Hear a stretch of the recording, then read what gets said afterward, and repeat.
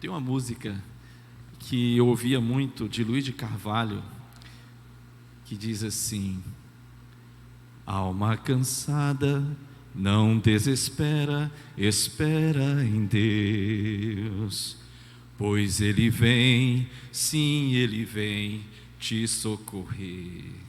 Alma cansada, não desespera, espera em Deus, espera em Deus, espera em Deus e no seu poder. Alma cansada, se a hora é triste, Deus resolverá.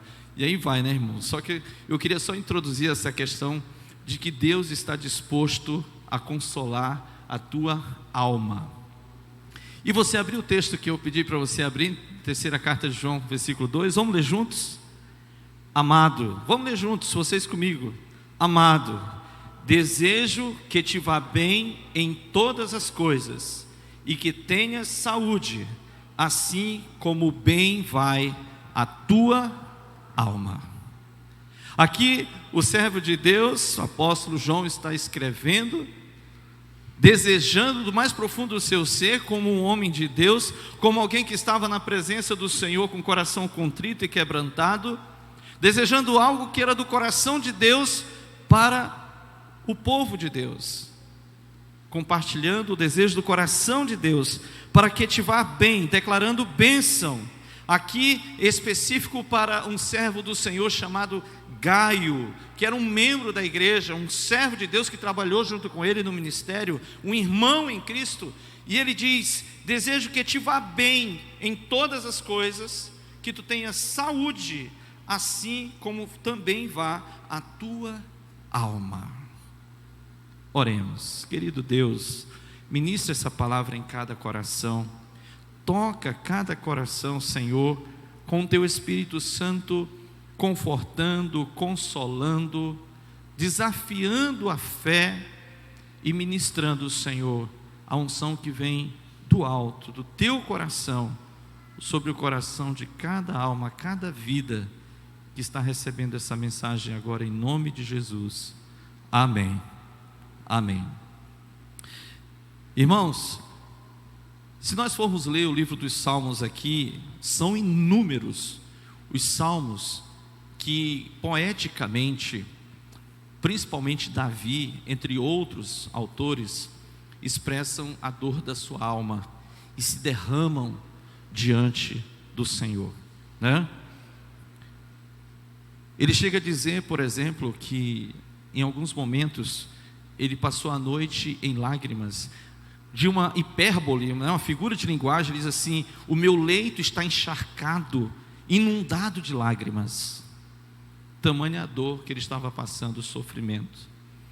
Se formos tratar apenas do autor Davi, entre os salmos são vários autores, mas principalmente Davi, nós sabemos as agruras que ele passou dentro da família, as perseguições que ele teve, não só pelos exércitos inimigos, mas pelo próprio rei que o antecedeu, os desacertos, os desajustes dentro da sua casa, as ameaças, as traições, como veio inclusive do seu próprio filho, muitas dores, muitas preocupações. Nenhum de nós está isento dessas lutas, dessas dores da alma. Eu vi essa semana, já tinha visto outras vezes, mas essa semana eu vi de novo um adesivo no carro que diz assim: deficiência não é só aquela que você pode ver. E eu poderia parafrasear esse adesivo dizendo que a dor, a ferida, não é só aquela que a gente vê. Às vezes a gente tem mais facilidade de se compadecer de alguém que está com uma perna quebrada, com um tumor, né, com aparência física que denota a saúde abalada. Mas e as pessoas que estão com a ferida no coração, nos sentimentos, na alma, na psique? A nossa alma, irmãos, é exatamente o aspecto da intelectualidade, dos sentimentos, da vontade, de quem nós somos por dentro. E a alma é frágil, a alma está passível de todas as agruras que a vida pode oferecer. E Deus sabe disso. E Deus usa o apóstolo João para ministrar a vida do servo Gaio, de um homem que labutava na fé junto com ele. Estamos falando de pessoas que são referências na fé. Estamos falando de homens que andavam em intimidade com Deus. Estamos falando de pessoas que são exemplo para nós, mas que tinham lutas assim como eu e você. Uma coisa que a gente não pode cair em nenhuma das duas armadilhas que a vida oferece. Uma é do vitimismo. Ah, coitado de mim, eu não sou ninguém. E se jogar no fundo do poço e viver como se fosse a pior das criaturas. E uma outra armadilha que a gente tem que ter muito cuidado de não cair é de achar que nós somos super-homens, super-mulheres ou super-crentes, inatingíveis. Podemos tudo e qualquer coisa porque já somos de Jesus, mas nós devemos ter a consciência que estamos ainda neste mundo, nesta terra. Jesus mesmo advertiu que nós haveríamos de passar por tribulações. Devemos ter a consciência que vamos ainda pagar um preço nessa caminhada até a volta de Jesus, devido à nossa fragilidade humana, enquanto carne, corpo humano, vida humana, até que a plenitude dos tempos venha a ser alcançada com a volta de Cristo e nós possamos, junto com Ele, inaugurar os palácios celestiais. Então, o apóstolo João ministra a vida de Gaio, e essa palavra vem agora, e receba para a sua vida, com fé, com confiança, com temor e humildade, que Deus está falando agora para você, assim como Ele usou João para falar a Gaio. Deus está falando agora para a igreja, a primeira igreja batista de Macapá, para você, irmão e irmã. Desejo que te vá bem em todas as coisas, assim como a tua saúde, e assim também como deve estar a tua alma, abençoada por Deus. Para que a nossa alma esteja bem, meus irmãos, para que a nossa alma esteja íntegra e saudável, algumas coisas são fundamentais. E o mundo tenta nos oferecer essas coisas, mas o mundo só tem paliativos. O mundo só tem uma aparência do que é a solução, mas não resolve o problema da nossa alma. Nós podemos rodar o mundo inteiro e alcançar muitas coisas, mas a nossa alma só estará bem, sossegada, feliz, em paz, íntegra, se ela estiver conectada com o autor da vida, com o sustentador da nossa existência, com aquele que cuida e zela por nós, que o seu olhar não se desvia de nós, que é o Senhor Jesus, o Senhor Deus. Ele tem as respostas para a nossa alma. Eu poderia citar aqui inúmeros exemplos de pessoas, como alguns artistas que chegaram ao ápice da fama e de repente abdicaram de tudo, de toda a fama, de toda a popularidade, e mudaram para um país distante e foram viver uma vida simples, porque a fama não preencheu seu coração. A popularidade, ser ovacionado pelas multidões, não foi suficiente para lhe dar a realização pessoal que eles talvez buscassem. Temos vários exemplos, de vez em quando eu vejo citações na internet: artista tal, gente, tinha sumido mesmo, onde é que ele está? Abriu uma padaria lá em Portugal. O outro está vivendo numa barraca lá na Islândia, né? Ele é mochileiro. A fama não foi suficiente, não resolveu o problema. Nós temos vários exemplos de pessoas também que já tiveram tanto dinheiro, tanto poder. A Bíblia mesmo cita de um homem que era muito, muito rico para a sua época, que era Zaqueu. Mas ele não era feliz com aquele dinheiro, até porque o seu dinheiro vinha de fontes ilícitas. Mas só em Jesus ele encontrou o sossego para a sua alma. E só então ele entendeu que aquilo não era suficiente para ele. Todas essas coisas podem vir como consequência, como bênção de Deus para nós, se Deus assim permitir e nós pagarmos o preço de buscarmos, trabalharmos por isso, mas sabendo que essa não é a necessidade maior da nossa alma. São apenas benefícios, né? São brindes que vêm a mais, mas eles em si não resolvem o problema da alma. A primeira coisa que eu posso destacar nessa noite, que a nossa alma tanto precisa, e só Jesus, unicamente Jesus pode dar, é a paz. Ninguém vive sem paz. Sem paz não dá para ter saúde, sem paz não dá para conviver com as pessoas, sem paz a gente não consegue trabalhar, não consegue viver. Precisamos de paz, e a alma precisa de paz. Assim como essa palavra profética de João sobre a vida de Gaio, Deus também sobre a sua vida nessa noite declara que o desejo do coração de Deus é que você viva bem em todas as coisas, em saúde, e a tua alma também, principalmente desfrutando da sua paz. Jesus declarou em João 14:27: deixo-vos a paz, a minha paz vos dou, não a dou como o mundo a dá. Não se turbe o coração.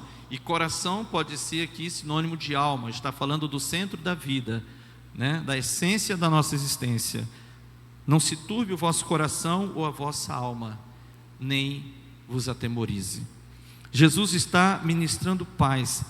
A Bíblia diz, desde o profeta Isaías, que profetizou 4 séculos antes do nascimento de Jesus, que ele seria chamado o príncipe da paz, aquele que tem o domínio da paz. Príncipe aqui é no sentido de governante, que tem poder, é aquele que tem a paz, que tem o poder da paz, de ministrar, de liberar a paz. Ele é o príncipe da paz, e ele veio e habitou entre nós para trazer a paz que nós tanto precisamos.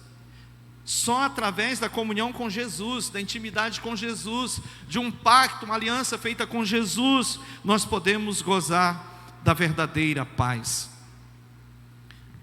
A palavra nos diz que aqueles que ainda estão em rebeldia, ou seja, que não se arrependeram dos seus pecados e confessaram Jesus como seu Salvador, a ira de Deus permanece sobre ele. Sem confessar Jesus como Senhor e Salvador, não há como desfrutar de paz, porque a alma fica inquieta, o espírito está em situação de condenação, está passível de punição. Então quem é que fica em paz sabendo que existe uma sentença de condenação sobre a sua vida?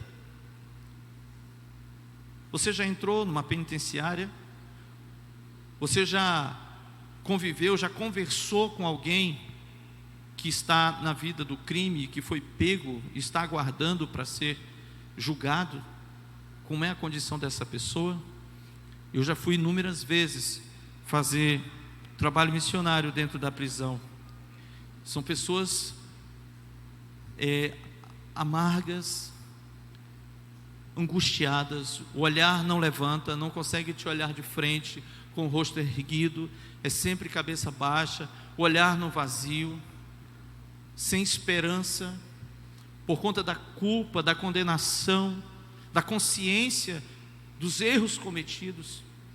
E uma alma que ainda não confessou Jesus, não recebeu o perdão de Jesus, a libertação de Jesus para a eternidade, para a salvação, está nessa condição. E a ira de Deus permanece sobre aqueles que ainda não fizeram uma aliança com Jesus, não porque Deus é mau, pelo contrário, é porque a justiça de Deus não coaduna com o erro, com o pecado, não coaduna com a rebeldia, com a maldade. É como se eu te dissesse o seguinte: há como aproximar uma tocha de fogo de algo combustível, seja gasolina, madeira, qualquer coisa, sem que isso tenha um efeito? É impossível, porque pela própria condição, né, das leis da natureza, aquele combustível atrai a ação do fogo que vai causar, vai consumir. Então Deus é essa chama viva de poder, de santidade, de perfeição, e todo pecado é combustível que é queimado pela santidade de Deus. Então essa ação poderosa é como se fosse um barril de gasolina. Só do vapor que sai dali, o cheiro, o fogo vai atrás e consome, porque é da sua natureza. Mas no momento em que nos rendemos a Jesus, no momento em que confessamos Jesus como Senhor e Salvador, que a gente reconhece o nosso pecado, a nossa rebeldia, a nossa condição de pecador, reconhecemos que há uma barreira entre nós e clamamos: Jesus, perdoa-me, Jesus, me recebe em teus braços, Jesus, me aceita como teu filho, seja o meu Senhor. Todo o sangue de Jesus, o sacrifício de Jesus poderosamente lava, purifica toda essa mancha de pecado que atrai a ira de Deus. E a palavra diz que nós somos reconciliados com Deus, nós passamos a ter a amizade de Deus, passamos de inimigos para amigos de Deus. E aí a gente já não atrai mais a ira de Deus, mas a misericórdia e a graça de Deus que nos alcança, a graça de Deus que nos abraça, que nos conforta. E a gente sabe, né, que graça e misericórdia são duas virtudes maravilhosas de Deus para a nossa vida, porque a misericórdia de Deus faz com que nós não soframos o castigo que nós merecíamos, e a graça de Deus nos concede a bênção, o amor e a misericórdia, a bondade de Deus que nós não merecíamos. Então a misericórdia nos livra do que a gente merece, e a graça abre espaço para receber aquilo que a gente não merece, que é a bênção do Senhor. Mas a alma só gozará paz se, além de fazermos as pazes com Deus, nós fazermos também as pazes com os homens. E Jesus desafiou o tempo todo os seus discípulos, primeiro, a crer nele como seu Senhor e Salvador, e receber a sua bênção do perdão, do amor. E uma vez que aqueles que passaram a seguir Jesus começaram a compreender o amor de Jesus, Jesus lhes incumbiu de uma missão.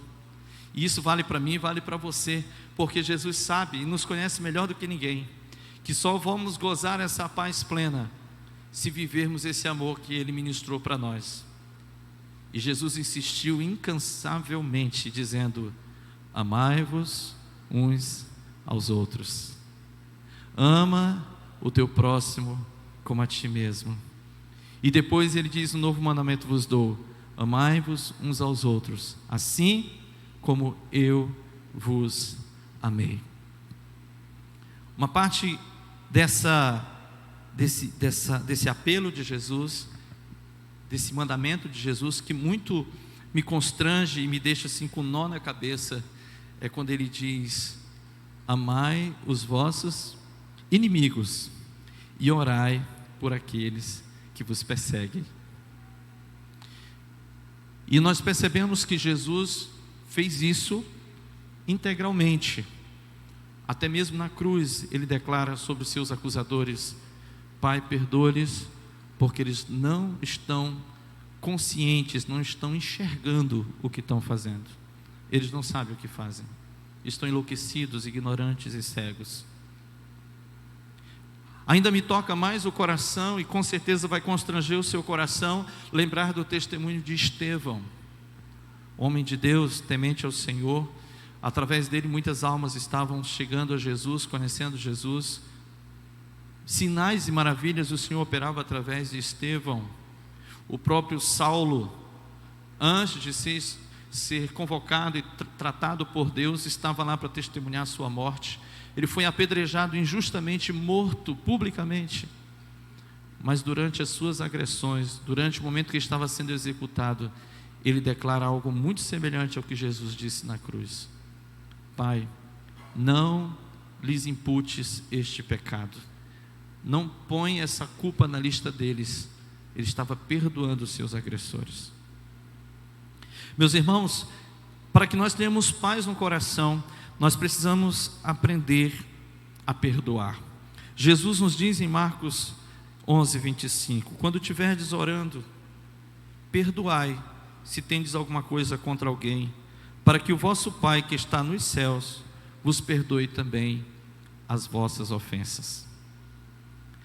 E é muito intrigante que a oração do Pai Nosso, que nós tanto amamos, temos um carinho especial pela oração que Jesus deixou, que está registrada em Mateus 6, quando ele diz aquelas palavras lindas, maravilhosas, profundas, ele encerra dizendo o seguinte: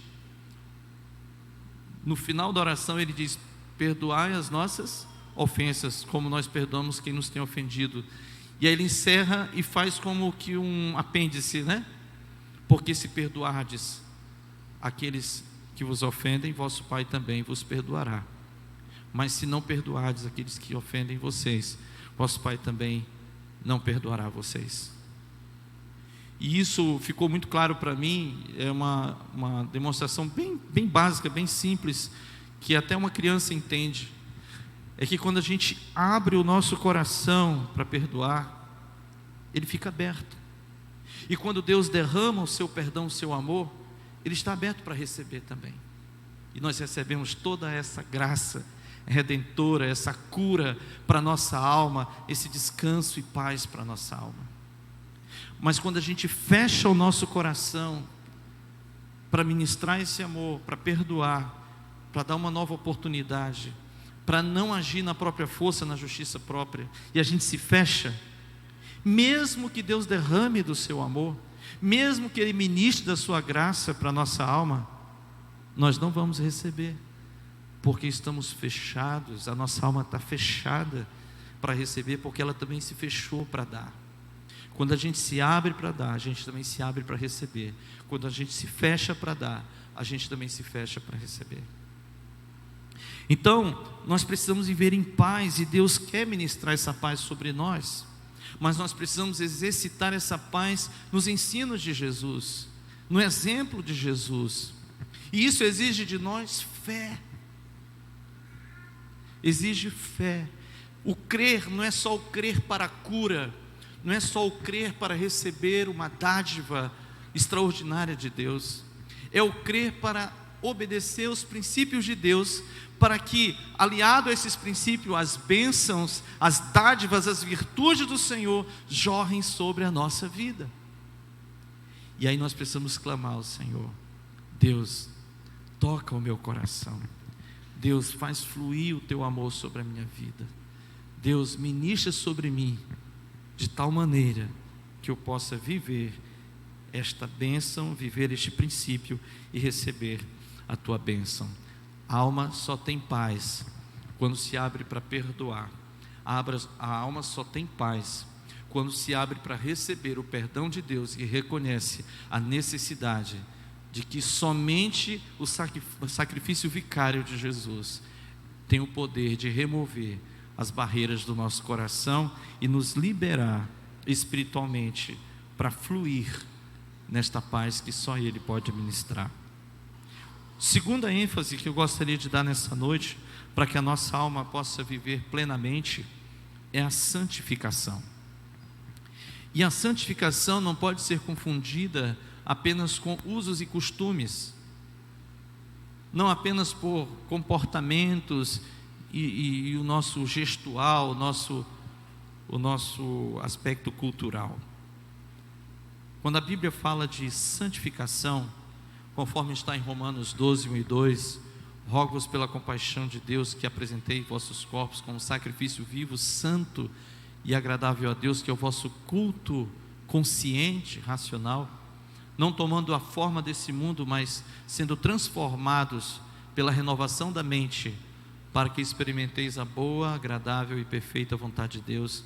E está nos chamando a vivermos os princípios do reino, a vivermos íntimos de Jesus, a vivermos com Jesus de tal maneira a exalar, a praticar o mesmo tipo de atitude que Jesus tinha para com as pessoas, para com o Pai.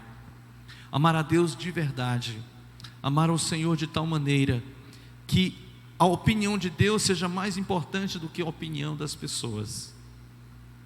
E essa é a essência da santificação. Não é performance, não é fazer algo para ser aprovado pelas pessoas. Santificação é temor do Senhor, é amar a Deus a tal ponto de dizer, como disse José: eu não vou fazer isso porque eu não quero jamais ofender o coração do meu Deus, eu não quero entristecer o Senhor. Quando nós temos esse princípio, a gente não precisa de um livro de regras. Quando seguimos essa busca real de intimidade, de amor a Deus, de ser tão amado a ponto de se constranger, que a Bíblia diz, o amor de Cristo nos constrange. Então a gente já não vive mais sob um peso de uma cobrança, de regras, de um manual. Nós vivemos, na verdade, não na perspectiva da cobrança, mas da liberdade, de fluir em um relacionamento eterno, pleno, espiritual, profundo, íntimo com Deus, de maneira que a opinião de Deus é mais importante do que a nossa, do que a do mundo, do que das pessoas. Quando Deus diz, está ok, pode todo mundo dizer que não, mas Deus está dizendo que está ok.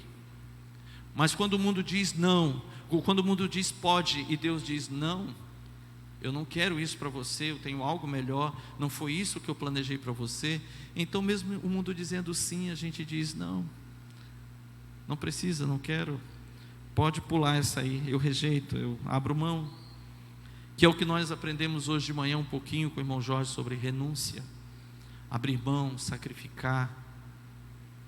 Precisamos amar ao Senhor de tal maneira que a santificação seja uma expressão da nossa gratidão e amor por Ele.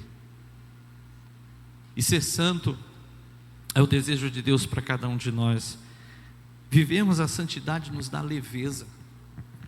Uma coisa que consome muito a nossa alma é a culpa.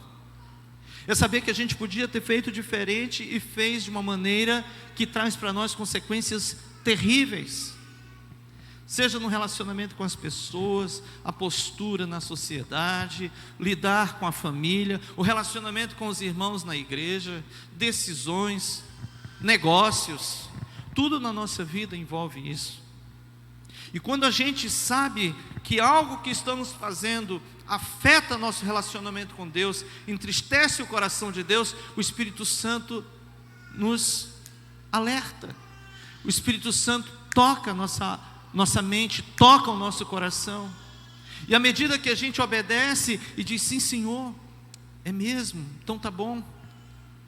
A sensação de liberdade, não é só uma sensação, é uma confirmação da bênção de Deus na nossa vida, que nos faz viver em liberdade, com leveza, com autoridade, e não é uma autoridade imposta, porque eu sou bom, não, é a autoridade de falar assim, eu posso ir, porque a mão de Deus está comigo, eu posso ir em frente, que nada vai me atingir, e se me atingir é porque o Senhor permitiu, e lá na frente Ele tem algo preparado. Essa tranquilidade, essa serenidade é consequência dessa vida de santificação. O que nos faz entender como aqueles jovens Sadraque, Mesaque e Abednego, né? Seus nomes originais em hebraico seriam Ananias, Azarias e Misael. Eles foram ameaçados, foram condenados a serem jogados numa fornalha de fogo ardente. Em nenhum momento eles titubearam, em nenhum momento eles se constrangeram. Eles disseram, viva ao Rei, que o Senhor te abençoe, mas pode prosseguir, nós não vamos adorar a ídolos. Se o Senhor quiser, Ele nos livrará dessa fornalha, e se Ele não quiser, nós vamos a si mesmo, porque fizemos uma aliança com Ele, e Deus se agradou, e Deus não só os livrou do efeito daquele fogo, daquele terrível condenação, mas colocou o anjo junto com eles, para testemunho de todos que estavam assistindo, para que Deus fosse glorificado, e eles estivessem ali em segurança e conforto, guardados pela mão de Deus. Então, quando nós olhamos a ideia de santificação que a Bíblia nos traz, não na perspectiva do medo, da obrigação, do peso da regra, mas do caminho da liberdade, da paz, da comunhão, da segurança que o Senhor nos dá, tudo muda. E isso é bênção para a nossa alma, é cuidado de Deus para a nossa alma. E em último lugar, irmãos, Deus também quer ministrar o nosso coração para que tenhamos a alma em paz, a alma plena na santidade, Deus também quer nos dar liberdade. Como eu falei dos salmos no início, eu quero ler o Salmo 142, versículo 7, que diz, o clamor do salmista: tira, Senhor, a minha alma da prisão, para que eu louve o teu nome. Os justos me rodearão, pois me fizeste bem. Ainda em Provérbios 28, 13, também diz o sábio: o que encobre suas transgressões nunca prosperará, mas o que confessa e deixa alcançará misericórdia. Para que a nossa alma seja plena no Senhor, nós precisamos gozar da liberdade de Deus. Há um clamor do salmista, como muitos de nós também clamamos: Senhor, tira a minha alma da prisão. E o que é que aprisiona muitas vezes a nossa alma? Muita gente está presa à expectativa dos outros. Isso começa até dentro de casa, na família, né?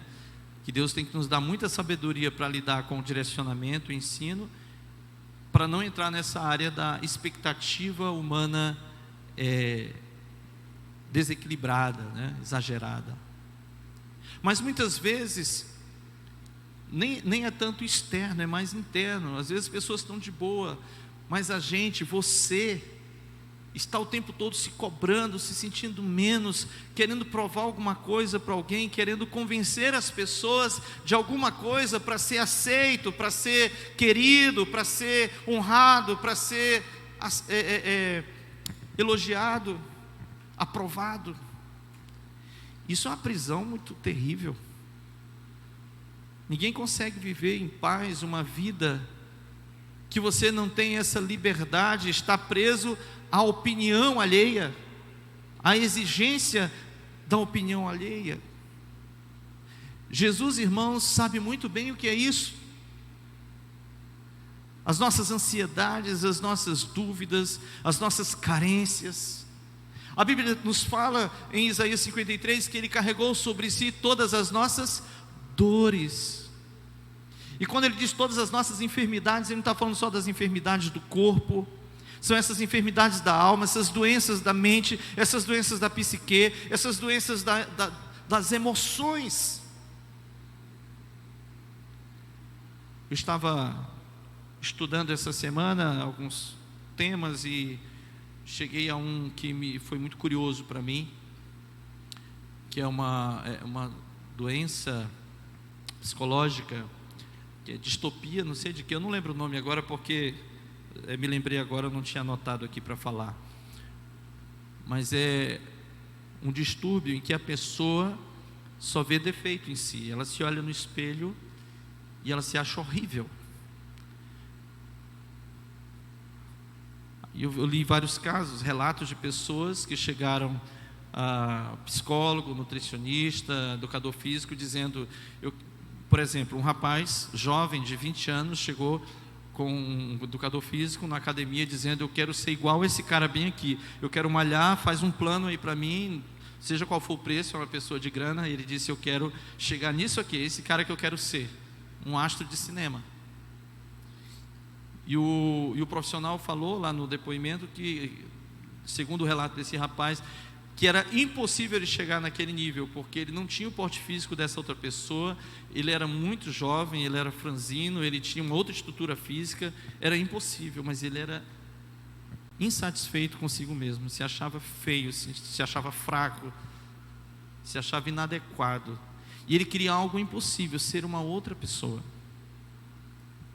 E aí são vários relatos, são muitas coisas no nosso coração que só Deus pode encaixar, só Deus pode lapidar, colocar no lugar certo, tirar essa desorganização, essa desordem da nossa alma, do nosso interior. Inclusive, eu recomendo aos irmãos, não utilizei aqui para pregação, mas seria uma referência: ponha ordem no seu mundo interior, do pastor Gordon, né? O autor Gordon. Põe em ordem seu mundo interior. Eu tenho em PDF, e-book, quem quiser eu posso passar depois. Muito bom também para a nossa reflexão, para a nossa edificação. Precisamos de liberdade, irmãos, e essa liberdade só Jesus pode dar. Conhecereis a verdade, e a verdade vos libertará. Só Jesus pode determinar o que é verdade para nós, porque Ele mesmo disse em João 14,6: eu sou o caminho, o que mais? A verdade e a vida. Ele é o parâmetro, Ele é o padrão, é Ele que diz quem eu sou, é Ele que diz qual é a minha missão, é Ele que diz qual é o propósito da minha vida, é Ele que diz quais são as minhas qualidades, é Ele que diz o que precisa mudar, e Ele também dá o caminho e a solução para isso. Ele é a verdade. Mas o mundo está cheio de mentiras. A palavra diz que o pai da mentira é o diabo. Ele mente desde o princípio. O nosso coração, diz a palavra, alguém colocou, acho que foi a irmã Edna, no grupo do Zap dessa semana, uma meditação sobre isso: segue teu coração, né? E o que a Bíblia diz em Jeremias? Que o nosso coração é desesperadamente corrupto, é mentiroso, é enganoso o nosso coração. Nós precisamos dessa liberdade de Jesus para a nossa alma. Goze da liberdade de Jesus, para que você tenha paz e sossego, plenitude de alma. Nós precisamos estar perto do Senhor. Nós não viemos para a igreja como religiosos: eu tenho que cumprir o domingo, porque se eu não for, aí eu já falhei, está tudo errado na minha vida. Não, gente, nós não somos religiosos, a gente não vive para cumprir regras apenas, nós não somos cerimonialistas, nós estamos buscando a razão de viver, que é Jesus. Nós estamos buscando a essência da nossa existência, que é Cristo. Nós estamos buscando um relacionamento íntimo, agradar ao Senhor. O que nos move é isso. Claro que dentro de uma estrutura organizacional, do mundo em que vivemos, social, cultural, nós temos parâmetros, nós temos uma organização, uma ordem a seguir. Mas isso não é a nossa motivação. Você não está aqui simplesmente porque hoje é domingo. A gente não vem aqui só para desencargo de consciência. Queremos o Senhor, precisamos do Senhor, que Ele enche a nossa alma, a nossa vida, o nosso ser. Entender que a razão da nossa vida, que dá estrutura, que dá sentido ao que somos, é a palavra que diz: porque dEle, por Ele e para Ele são todas as coisas. Glória, pois, a Ele eternamente. Amém. Quando a gente entende isso, é como se chegar esse solzão de Macapá terrível. Às vezes eu torço para chegar em casa, às vezes eu até acelero mais o carro para chegar logo. Aí eu vou correndo para o banheiro, já vou tirando camisa, calça, ligo aquele chuveirão que a água vem assim, aquela ducha. Tchá! Ai, como é bom, né? Chegar em casa, ter esse alívio, esse sossego. E a nossa alma precisa disso. Você já ouviu a expressão de alma lavada? É isso aí. De alma lavada pelo sangue de Jesus, pelo bálsamo de Gileade, pela presença de Deus. Não porque você quis apenas cumprir regras, não porque você quis apenas a aprovação das pessoas, ficar bem na foto, porque você entendeu o que é amar Jesus, você entendeu o que é estar perto dEle, você entendeu o que é ser ministrado, estar à sombra do Onipotente, como a gente meditou recente no domingo passado, o que é estar debaixo das suas asas, essa calma, essa segurança, essa liberdade, essa paz que a nossa alma precisa. Feche seus olhos agora, baixe sua cabeça em nome de Jesus. O que a tua alma pede? O que está doendo hoje no teu coração? Nós não vamos encontrar nada disso num relacionamento com outra pessoa. Muitas pessoas se tornam um peso para a esposa, para o marido, para o namorado, para a namorada, para um amigo, porque espera do outro aquilo que só Jesus pode dar. Muita gente está se acabando em algum vício, seja ele tóxico, seja ele de mídia, seja de aposta, seja do que for. Qualquer vício é uma escravidão, porque quer se aliviar, quer descarregar esse peso da alma. E nós só percebemos que é impossível, que é sem solução dessa forma. Mas com Jesus tudo muda. E não é só Jesus, Jesus, Jesus genericamente. É uma busca, é uma entrega, é o crer, é o se entregar, é o amar, é o receber essa palavra, dizer: isso é para mim, eu creio, eu vou viver esses princípios, Deus vai me ajudar, o Espírito Santo vai me fortalecer. Eu preciso desse amor, Jesus. A palavra diz: se possível for, tende paz com todos os homens. Quem Deus trouxe a sua mente para perdoar hoje? Para liberar perdão. Você não precisa se colocar de novo debaixo de agressões. Você não precisa se colocar como tapete de ninguém. Mas quando você descarrega do seu coração o ódio, a raiva, você libera a pessoa diante de Deus e para de desejar o mal para ela, você deu o passo mais importante. E Jesus faz o resto. O Espírito Santo vai ministrar o restante que falta, que a gente mesmo não sabe, só Ele. Deus está te chamando para a liberdade, para viver em paz, não sob a opinião das pessoas, não escravo de si mesmo, mas livre com Jesus, livre para voar, livre para caminhar, livre para viver a vida abundante que só Jesus tem para você.